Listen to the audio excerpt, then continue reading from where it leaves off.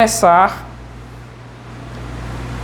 em Romanos 8, versos 29 ao 30.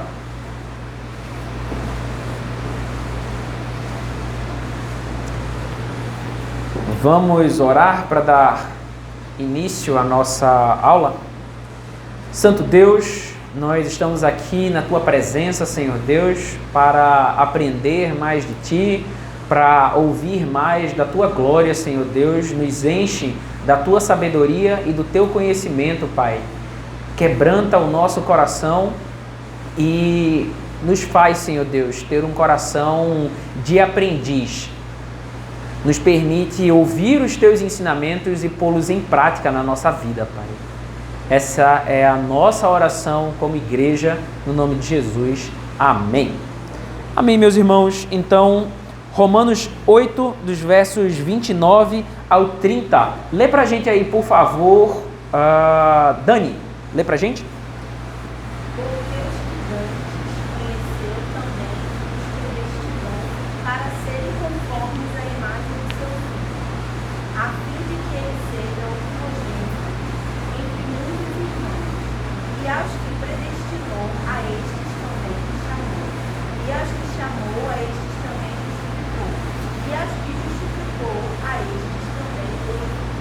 Show de bola.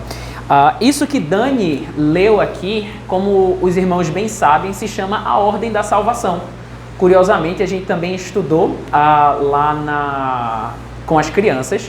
E a Ordem da Salvação é uma forma didática que os reformados, eles colocaram na confissão de fé, tá legal? Para que nós entendêssemos que a nossa salvação não é algo aleatório, mas pelo contrário, as Escrituras mostram que ela foi cuidadosamente planejada desde antes da fundação do mundo, ok? E aí nós temos a ordem da salvação, como a Dani falou. Mas de forma curiosa, nós temos nos versos 28 e 29, Paulo falando pra gente que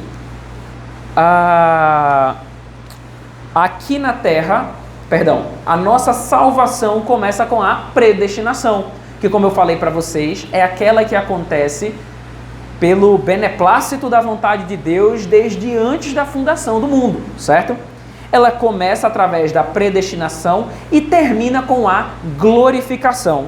E eu gostaria de perguntar aos irmãos, alguém sabe o que é essa glorificação?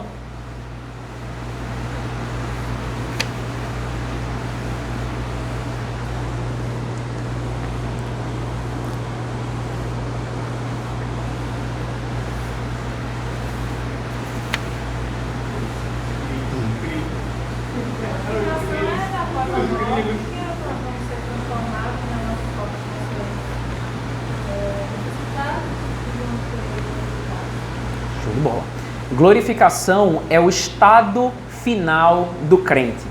É o mais alto nível de existência que Deus preparou o seu povo. Isso porque, quando glorificados, nós estaremos em um estado melhor do que a perfeição, que foi como nós fomos criados. Então, a glorificação, como ele fala aqui, é a sua perfeita conformidade em corpo e alma ao Senhor Jesus Cristo. Ela é alcançada na segunda vinda e é quando nós iremos habitar para sempre com Deus nessa condição glorificada. Mas tem uma coisa interessante que Paulo ele nos fala aí nos versos que nós lemos em Romanos. Ele fala que, atentem aí na sua Bíblia, ele está falando aqui no verso 30, e aos que predestina, ele também chama, aos que ele chama, ele também justifica, e ao que justifica, ele também glorifica. É assim que está na sua Bíblia? É assim que está na sua Bíblia? Se na sua Bíblia está assim, do jeito que eu li, a sua Bíblia está errada, tá? Por quê? O interessante que Paulo está falando para a gente aqui é que tudo isso é falado no passado. Aos que chamou, aos que predestinou, a esses também chamou, e aos que chamou também justificou, e aos que justificou, a esses também glorificou. Mas, como Raquel falou pra gente e foi explicado aqui, a glorificação não é um ato futuro. Tem alguém glorificado hoje em dia? Não, certo? Glorificação ela vai acontecer na segunda vinda de Cristo, quando os mortos irão ressuscitar e aí receberão um novo corpo, tá legal? Paulo fala e explica isso aí muito bem também na carta aos Tessalonicenses. Mas por que é colocado no passado, se é algo que ainda vai acontecer? Ele decidiu na eternidade lá atrás. Porque ele decidiu lá atrás. Certo. Certo. Nós somos da obra de Cristo, se já nos foi alcançado, mas pelo fato de a gente ainda está peregrinando, e aí eu ainda não. É quando tudo acontecerá, é quando você segunda vinda, quando nós receberemos o novo corpo. Exatamente, meus irmãos. Eu acho que a frase mais simples para a gente explicar isso daí é: Deus não é homem que minta, nem filho de homem para que se arrependa. Por que que Paulo fala isso daí no passado? Porque é tão certo que vai acontecer que ele coloca como se já tivesse acontecido. Como Amadeu bem explicou aí, é o já e eu ainda não. Se Deus já decretou isso daí, mesmo nós sabemos que vai ocorrer, mesmo que ainda não tenha chegado a hora, tá legal? Mas o tema da nossa EBD hoje não é a glorificação. O tema de hoje é a perseverança e a santificação. Então, o que nós iremos estudar é o que está entre a justificação e a glorificação. É esse meio termo, é esse caminho, é essa peregrinação, como Amadeu bem falou aí, que nós estamos passando aqui, tá legal? E aí eu gostaria que os irmãos abrissem, por favor, Reverendo Eduardo, abra em Filipenses 1,6. Amadeu, abre pra gente João 6,44. E Vitor, abre pra gente aí em João 10, 28 e 29.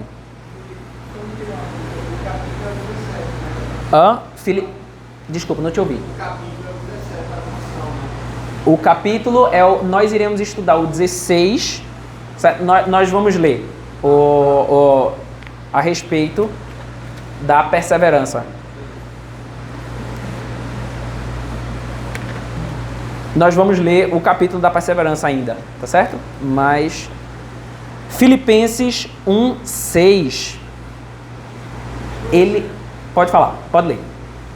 Estou certo que aquele que começou boa obra que vocês há de completá-la até o dia de Jesus.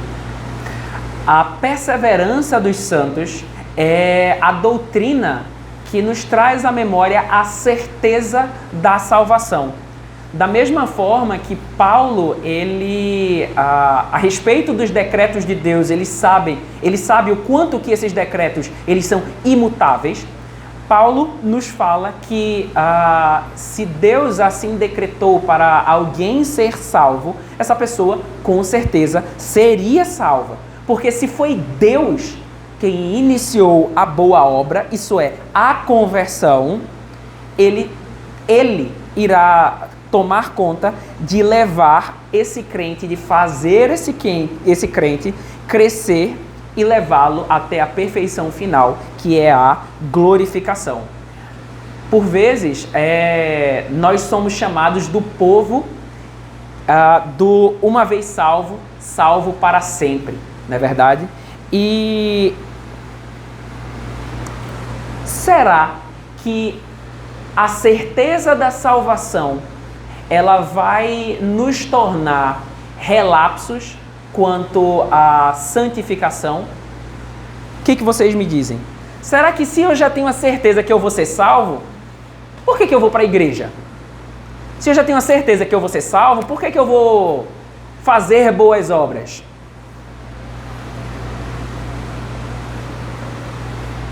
O que vocês me dizem?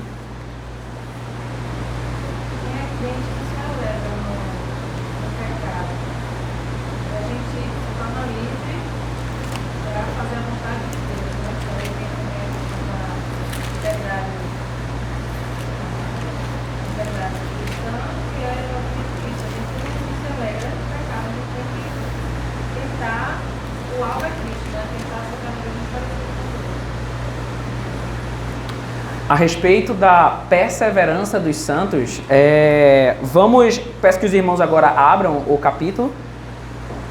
capítulo 17 da Confissão de Fé.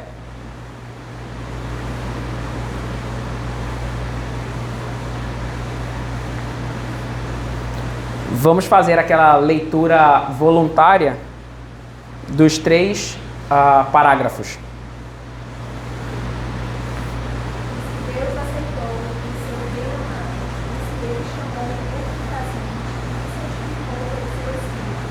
Não pode decair de estar com graça, nem total, nem finalmente, mas com toda certeza, hão de perseverar necessário até o fim, serão todos salvos. Esta perseverança dos santos não depende do livre-arbítrio, mas da imutabilidade do decreto da eleição, procedente do imutável amor de Deus, Pai da eficácia, do mérito e intercessão de Jesus Cristo, da permanência do Espírito e da semente de Deus neles e da natureza do pacto da graça.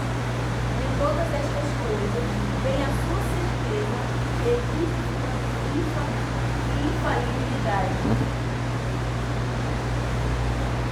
Eles, porém, pelas tentações de Satanás e do mundo, pelo predomínio da corrupção restante neles e pela negligência dos meios de sua preservação, podem cair em graves pecados e por algum tempo continuar neles. Incorrem assim no desagrado de Deus, entristecem o seu Santo Espírito e em alguma medida vêm a ser privado das suas graças e confortos. Tem o seu coração endurecido e a sua consciência ferida. Prejudicam e escandalizam os outros e atraem sobre si juízos temporais. Então, o que nós aprendemos aqui nesse capítulo é que a perseverança dos santos, ela não nos livra de juízos temporais. Por isso, quem ficou com João 6,44, pode ler. Ninguém pode vir a mim se o Pai a quem enviou não trouxer, e eu testificarei O versículo 44 de João 6 nos mostra que essas pessoas, no final das contas, elas serão ressuscitadas, elas serão glorificadas. João 10, 28 e 29. Eu lhes dou a vida eterna, jamais perecerão, e ninguém as arrebatará da minha mão. Aquilo que meu Pai me deu é maior que tudo, e da mão do Pai ninguém pode arrebatar. Essa é uma das certezas que o crente ele deve ter firme no seu coração. É de que a sua salvação ela não vai ser retirada por nada que ele venha a fazer. Mas como eu estava conversando antes aqui com vocês, existe um outro lado dessa moeda. Herbert, abre para a gente aí em 2 Timóteo 2,19. Existe um outro lado da moeda, tá certo? Essa certeza, ela não levaria um verdadeiro crente a desembocar na impiedade. Pode ler pra gente. Entretanto, o firme fundamento de Deus permanece, tendo este ser. O Senhor conhece o que lhe pertence, e mais, afaste-se da injustiça todo aquele que professa o nome do Senhor. Afaste-se da injustiça todo aquele. Então, meus irmãos, a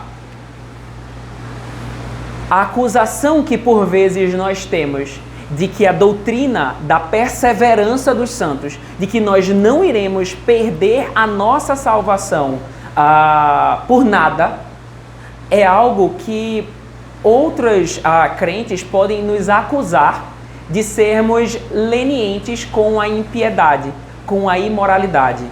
Mas essa é uma visão errada. Se eu já sou salvo, nada mais pode tirar a minha salvação, então eu posso fazer o que eu quiser. Mas, como também foi dito aqui, a liberdade que nós ganhamos é que nós não mais somos escravos ao pecado. E essa é a argumentação que Paulo desenvolve em Romanos, quando ele mesmo foi acusado disso daí.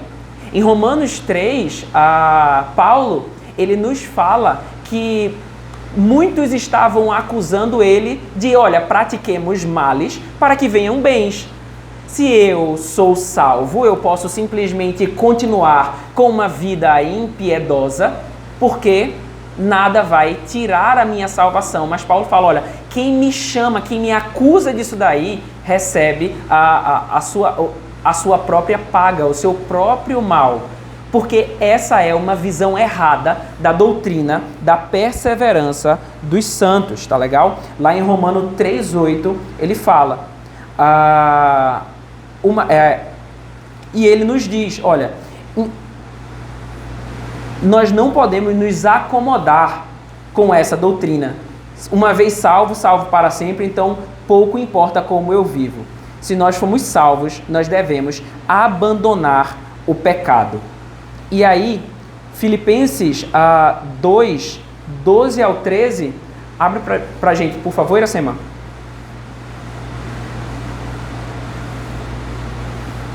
Eu não vou usar a minha liberdade para libertinagem.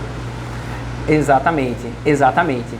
Existe um conceito que muitas vezes as pessoas elas aprendem errado, que é sobre a santificação posicional e a santificação progressiva. E Paulo ele vai falar muito bem nesse texto que Iracema vai ler a respeito da diferença dessas duas. Porque se você não souber bem esse texto, essa doutrina, você pode incorrer nesse erro. Filipenses 2, 12 e 13. Assim, meus amados, como vocês sempre obedeceram, não só na minha presença, porém muito mais agora, na minha ausência, desenvolvam a sua salvação com temor e tremor. Porque Deus é quem efetua em vocês tanto querer como realizar, segundo a sua boa vontade. Peraí, mas ele não tinha falado pra gente que a salvação é algo certo? Como que agora ele está mandando nós desenvolvermos essa salvação? O que vocês acham?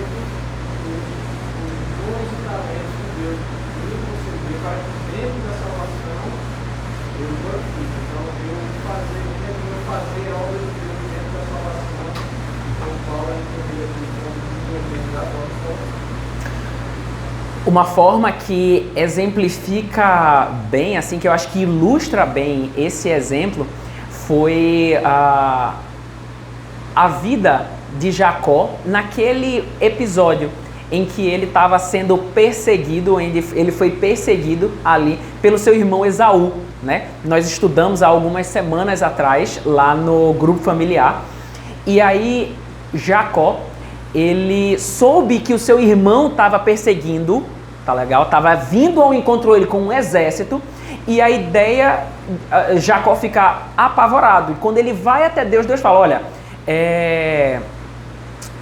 Deus consola o coração dele com a verdade de que ele vai levar a semente santa.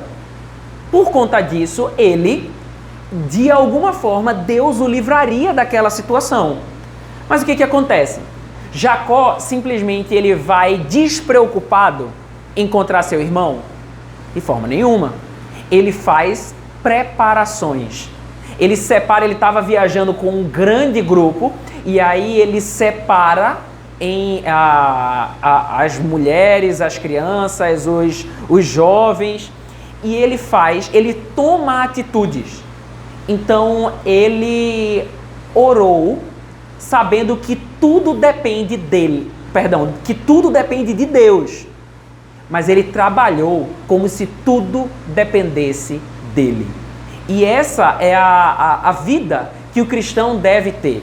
Como eu estava explicando para vocês, é a santificação progressiva e a santificação posicional. Uma coisa é nós termos sido eleitos desde antes da fundação do mundo. E essa é a nossa posição de salvos. De forma nenhuma nós podemos mudar a nossa posição. Tanto aquele que não foi eleito, ele pode se tornar eleito, como aquele que é eleito cair dessa condição. É como a nossa confissão de fé fala. O número de eleitos por Deus já foi decretado desde antes da fundação do mundo. Então, esse número não pode nem crescer e nem diminuir. Dessa forma, por que nós pregamos o Evangelho? O que vocês me dizem? Deus mandou pregar o Evangelho. Mas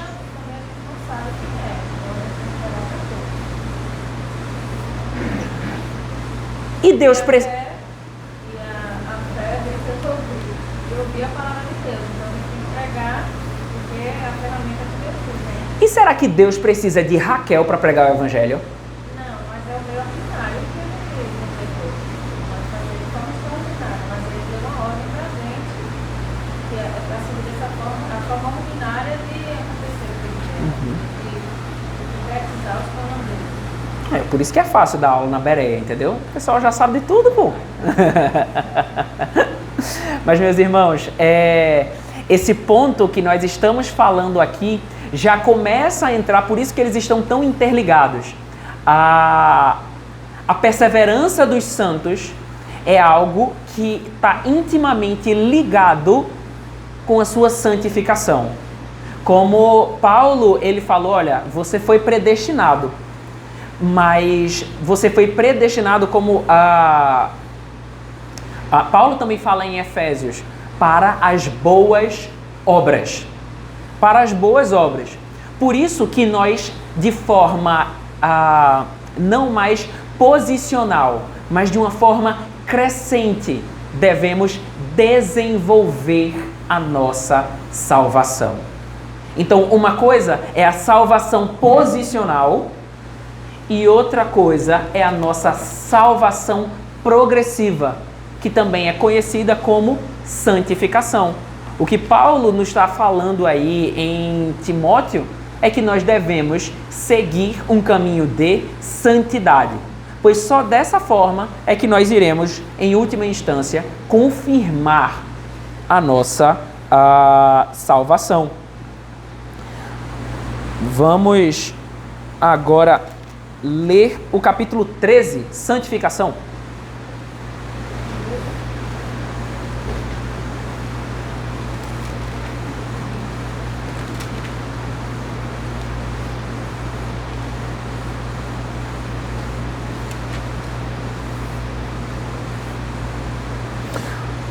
Os que são eficazmente chamados e regenerados, tendo sido criado neles um novo coração e um novo espírito, são além disso santificados real e pessoalmente pela virtude da morte e da ressurreição de Cristo, por sua palavra e pelo seu espírito que neles habita. O domínio de todo o corpo do pecado é neles destruído. As suas várias concupiscências são mais e mais enfraquecidas e mortificadas. E eles são mais e mais vivificados e fortalecidos em todas as suas graças salvadoras, para a prática da verdadeira santidade, sem a qual ninguém verá a Deus. Esta santificação é grande, porém perfeita nesta vida. Ainda persistem em todas as partes dele o resto da corrupção, e daí nasce uma guerra contínua e intensificada. A carne lutando contra o espírito e o espírito contra a carne. Nesta guerra, embora prevaleça por algum tempo as corrupções, contudo,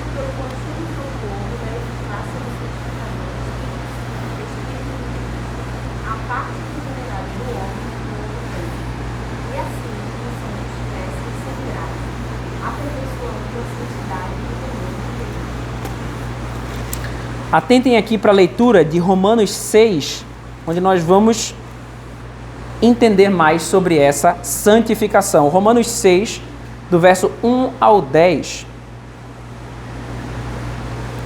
Que diremos, pois? Permaneceremos no pecado para que a graça seja mais abundante? De modo nenhum. Como viveremos ainda no pecado, nós, os que para ele morremos? Ou porventura ignorais que todos nós que fomos batizados em Cristo Jesus, fomos batizados na sua morte? Fomos, pois, sepultados com ele na morte pelo batismo, para que, como Cristo foi ressuscitado dentre os mortos pela glória do Pai, assim também andemos nós em novidade de vida. Porque se formos unidos com ele na semelhança da sua morte, certamente o seremos também na semelhança da sua ressurreição. Sabendo isto, que foi crucificado com ele o nosso velho homem, para que o corpo do pecado seja destruído, e não sirvamos o pecado como escravos, porquanto quem morreu está justificado do pecado. Ora, se já morremos com Cristo, cremos que também com ele viveremos, sabedores que, havendo Cristo ressuscitado dentre os mortos, já não morre, a morte já não tem domínio sobre ele. Pois, quanto a ter morrido, de uma vez para sempre, morreu para o pecado, mas quanto a viver, vive para Deus. Então, a santificação que nos é dita aqui está intimamente ligado com esse processo que nós vimos aqui, da certeza que você tem da salvação. A justificação, no momento aqui em que você ouve o chamado eficaz de Deus e você é justificado do seu pecado e passa a ter certeza da sua salvação, você, dessa forma, passa a ter uma nova vida através da crucificação do velho homem, certo? Mas como nós devemos ter essa nova vida? Quais meios, quais formas que nós devemos crescer em santidade? Deixa eu ver agora. Raquel, abre pra gente aí em Colossenses 3, do 5 ao 9. E Iracema abre em Gálatas 5, 16 e 17. Pode ler Colossenses? Portanto, façam morrer tudo que pertence à natureza terrena, imoralidade sexual, impureza, paixões, mau desejos e a avareza, que é a idolatria. Por causa dessas coisas é que vem a ira de Deus sobre os filhos da desobediência.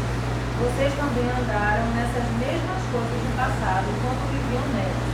Agora, porém, abandonem igualmente todas essas coisas: ira, indignação, maldade, blasfêmia, linguagem obscena no falar. Não mintam uns aos outros, uma vez que vocês se despiram da velha natureza com as suas práticas. O que Paulo, em várias cartas, ele coloca algumas listas dos pecados. E essa lista, por vezes, tem alguma relação com denúncias que ele tinha recebido daquela igreja, certo? Mas o que ele afirma aqui em Colossenses são os pecados, tá legal? Pecados esses que são frutos da carne, tá legal? O crente, ele deve mortificar o pecado. E isso nos lembra uma passagem que por vezes eu entendi ela de forma errada, tá? Que é Mateus 5, do 29 ao 30. Quando Jesus ele está lançando luz sobre a lei e dessa forma ele está falando a respeito do adultério, Jesus ele fala, olha, se o teu olho direito te faz pecar, arranca ele e joga fora, porque é melhor você ir para o céu caolho do que você descer para o inferno com os dois olhos, certo? E por mais que existam registros na Idade Média de pessoas que até mesmo tivessem feito esse tipo de coisa, Eu queria saber a opinião de vocês. Será que isso daí é realmente eficaz para evitar o pecado? Será que é isso que Cristo está querendo falar nessa história? O que vocês me dizem? Essa é a forma de alcançar a santidade?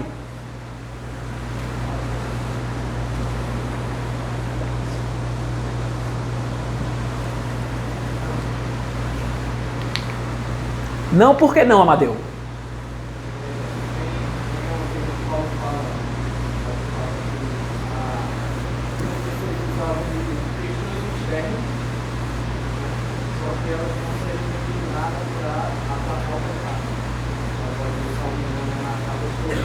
Colossenses. Isso. Então, parte da mesma premissa.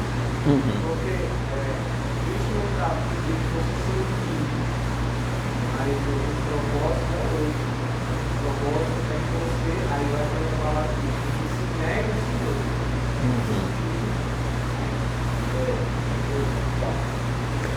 Exatamente isso que Amadeu falou. O intuito dessa história que Cristo falou aqui é que não é que arrancar membros é um jeito de você ser mais santo.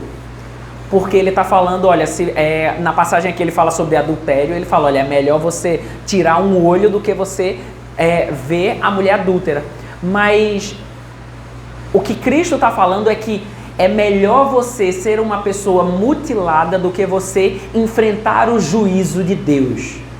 O que Cristo está falando não é uma forma de ser mais santo, e sim a comparação com o juízo de Deus. Por quê? Porque de onde é que vem o pecado? O pecado vem do nosso coração.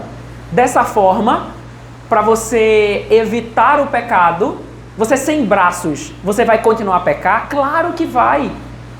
Se nós seguíssemos a lógica que algumas pessoas seguem ao ler esse texto de forma errada, uma forma de evitar o pecado seria arrancar o próprio coração. Mas dessa forma, você não vai dar certo, não.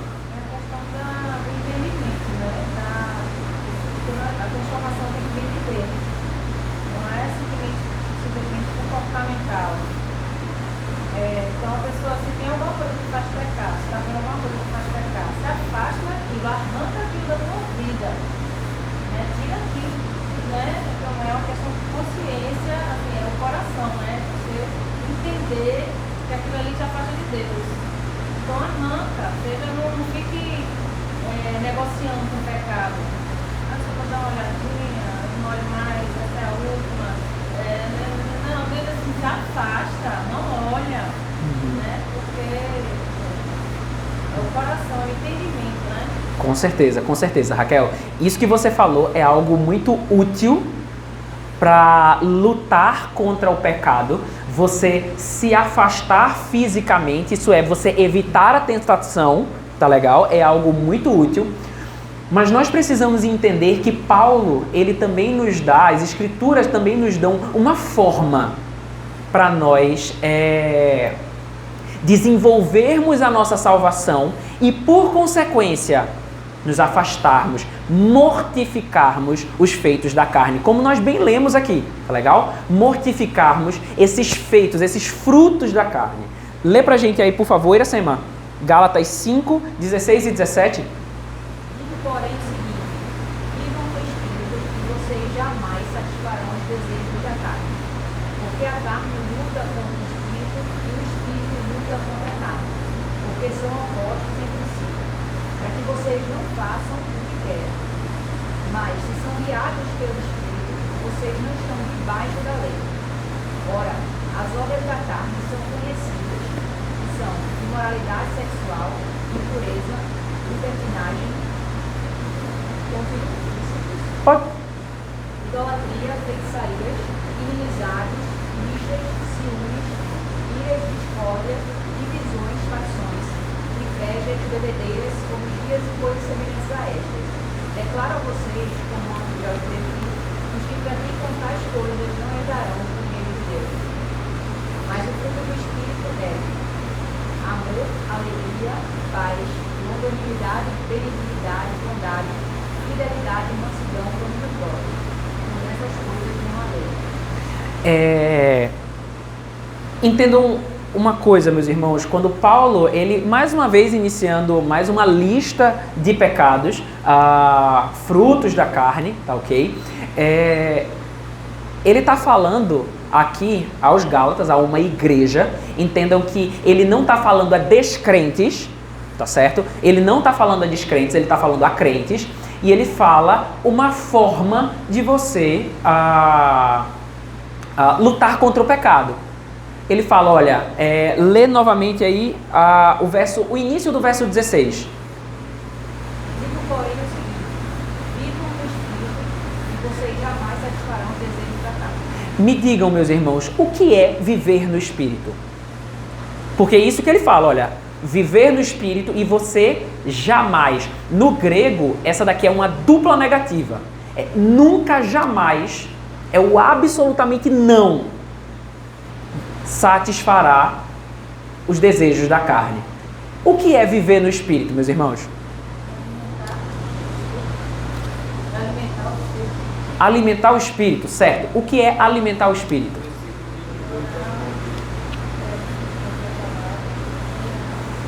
Versículo 22. Diga aí o versículo 22.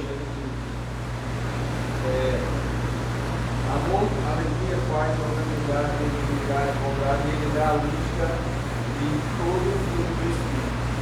Então, a correlação de andar no Espírito é andar na prática do fruto do Espírito. Né? E aí ele faz uma contrapontação direta com as obras da carne. Exatamente. Andar no Espírito Amadeu, ele falou pra gente aí, é você desenvolver aí esse fruto do Espírito. Mas o fruto é do Espírito, o fruto não é de Filipe, não é verdade? Então a gente já parte do princípio que esse andar no Espírito, ele também tem duas eu não diria versões, mas existe a parte que é de Deus. Um descrente, ele não pode andar no Espírito, certo? Porque para andar, você precisa ter o Espírito. Então é Deus que faz o fruto do Espírito ser desenvolvido em nós, tá legal? Mas da mesma forma, as Escrituras também nos falam que existem outros meios de você andar no Espírito, tá legal? Existem os meios de graça. Meios de graça. Meios de graça, são 5 os meios de graça. Alguém consegue falar?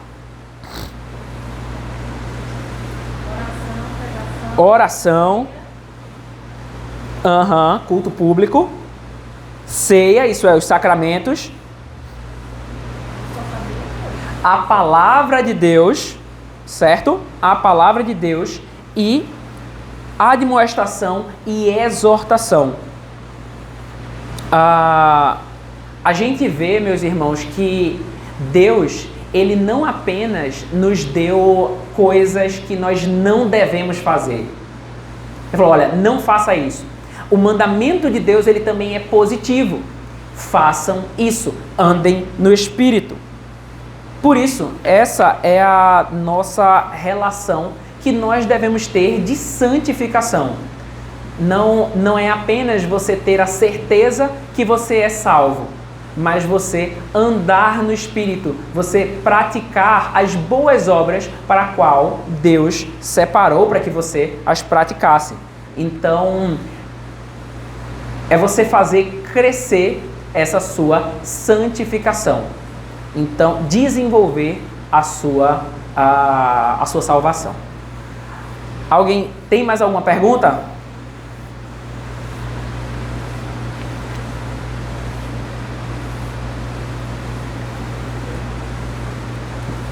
Então, esse foi o nosso estudo hoje, certo?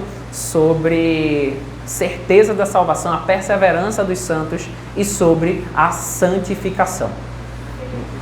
Só um comentário que eu tenho, eu não faço assim, faço pecar, né?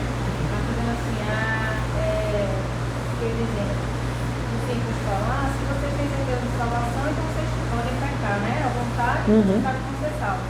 Mas quando a gente peca, a gente perde a comunhão com Deus. Não há beleza, não há alegria. É um sofrimento para quem quer. Para quem é escolhido, você pode até passar um tempo em pecado, mas você sofre com aquilo ali. Aquilo ali me traz angústia, né? Apesar de você estar ali se deleitando no pecado, aquilo ali traz angústia. E aí é o que eu acho que é um meio que Deus faz para a gente voltar no caminho dele, porque a gente perde essa comunhão com Deus. Não é tão simples assim, a gente pecar e está tudo certo. Vou pecar, eu sou salvo mesmo e vou aproveitar essa coisa. Né? Exatamente.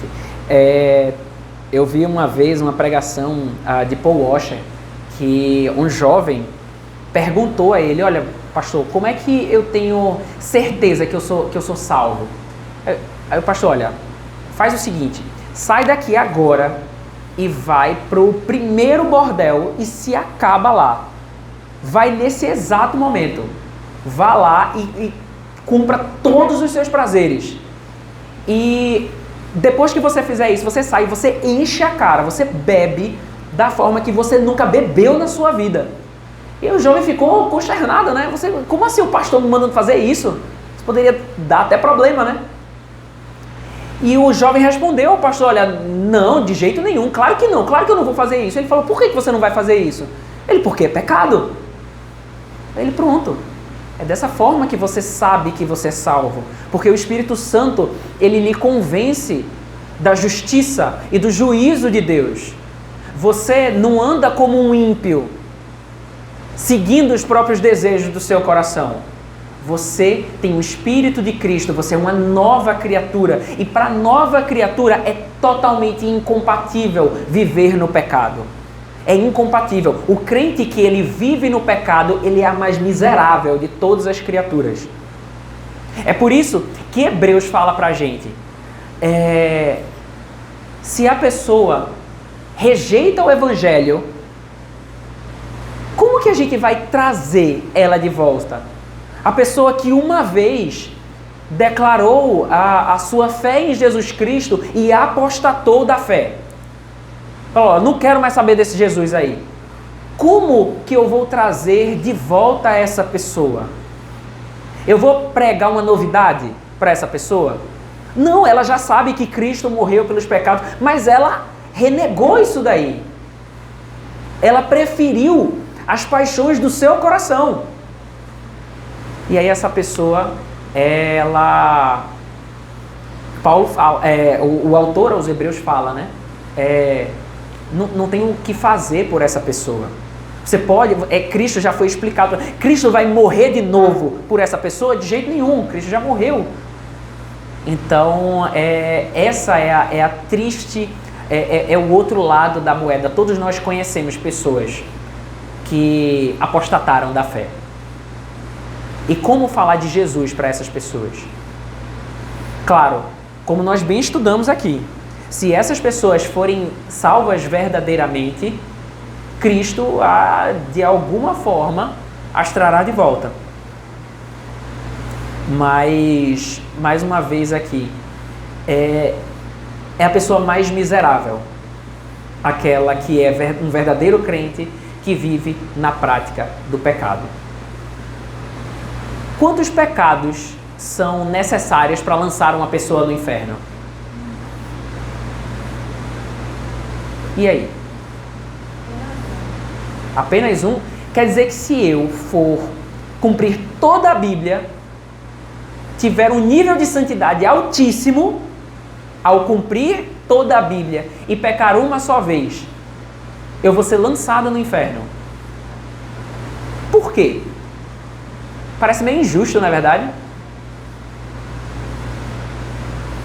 Por que, Amadeu? Eu seria lançado no inferno por cometer apenas um pecado. Mesmo durante toda a minha vida eu fui perfeito. Digamos que isso é uma possibilidade, tá? Toda a minha vida eu fui perfeito. Mas antes de morrer, eu falei que o Santa Cruz é o maior time do Nordeste. Absurdo, absurdo. mentir, ó eita. E aí? Vai pro inferno. Não pela mentira. Pela mentira e pelo erro, né? Por quê? Não parece injusto? O coração do homem é continuamente mal. Mas no caso da Escritura, a questão de sem a obra negativa, então, Exato. esse pecadinho que só fosse, ele está apontando lá para trás, apontando para o pecado de Adão que leva o homem para o inferno. Não necessariamente o mentir, não necessariamente, mas esse pecado, o mentir ou qualquer outra obra má que a gente faça, essa coisa, olha.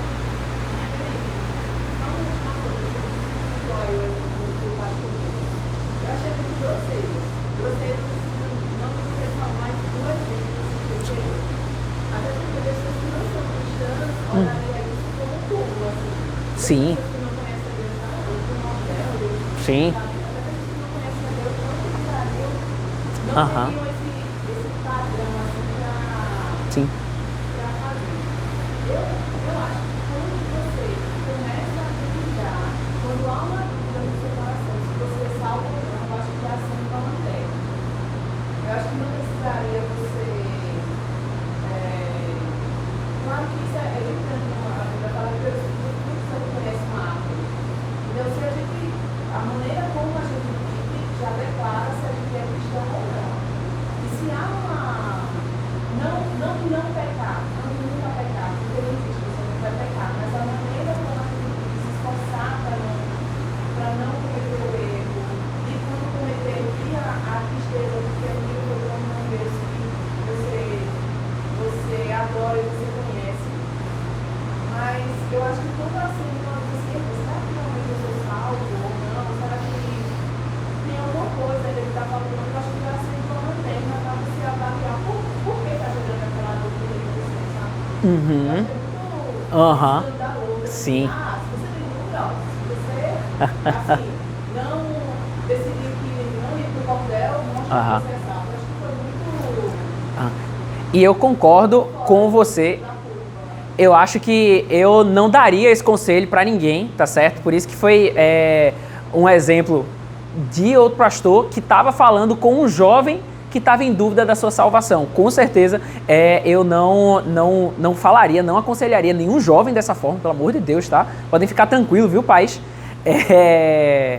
Mas eu acho que o ponto que ele quis evidenciar foi a rejeição ao pecado. É interessante isso que você falou, com certeza, quando nós passamos a duvidar da nossa salvação. Será que isso daí deveria ligar uma lanterna, um sinal amarelo de atenção? A gente vê, através das escrituras, muitos profetas que tiveram momentos de dúvida. A gente consegue pensar que Elias, depois de ter aquele momento lá com os profetas de Baal, teve um momento de grande dúvida. Então, como a nossa confissão de fé fala, os cristãos eles podem passar por momentos de dúvida, entendeu? No entanto, é para isso que os meios de graça eles foram feitos, para consolar o nosso coração em momentos de dúvida, para as escrituras, o culto público, eles serem de auxílios a essas pessoas que estão vacilantes na fé. Aham. Sei. Por exemplo, assim, na criação de filhos. Certo. Você está ali fazendo o que a Bíblia orienta, pelo menos na maior parte do tempo, você, na prática, vê que você está conseguindo executar. Sim. E aí você chega no seu filho assim, de 9 anos e o filho diz você disse, peraí, que foi que eu fiz de errado? Sei. Será que não funciona? Então o que eu estou fazendo não é o correto? Então será que o que a Bíblia diz não é exatamente assim? Ou então eu estou interpretando errado? Sei. E aí foi um momento, foi diante de Sei. uma situação difícil, foi quando os seus olhos limitados viram ali as circunstâncias, sabe? Sim. Mas aí quando uma pessoa que, sei lá, tá, sei lá, 10 anos, Sei. Aham. E a maior parte do tempo da vida dele é isso. Será que realmente eu sou salvo? Joia. Será que é, sabe? Sei. Então você ter um momento de desânimo, de dúvida, de um contexto, de uma situação difícil, é Não, válido. Porque com certeza. Os nossos olhos nos ficam a ver ali o que ele alcança. Sim. Mas Não. Com certeza, isso que você falou aí é o que difere bem as duas situações. Uma coisa é um momento pontual de dúvida. Outra coisa é uma pessoa que vive na igreja e vive com dúvida. Então, isso daí não é algo pontual, mas é algo corrente. É uma pessoa que vira e mexe, está fora da igreja, vira e mexe, questiona as escrituras. Poxa, será que realmente eu sou salvo? Então, Quando você pega a vida de Lutero, ele era esse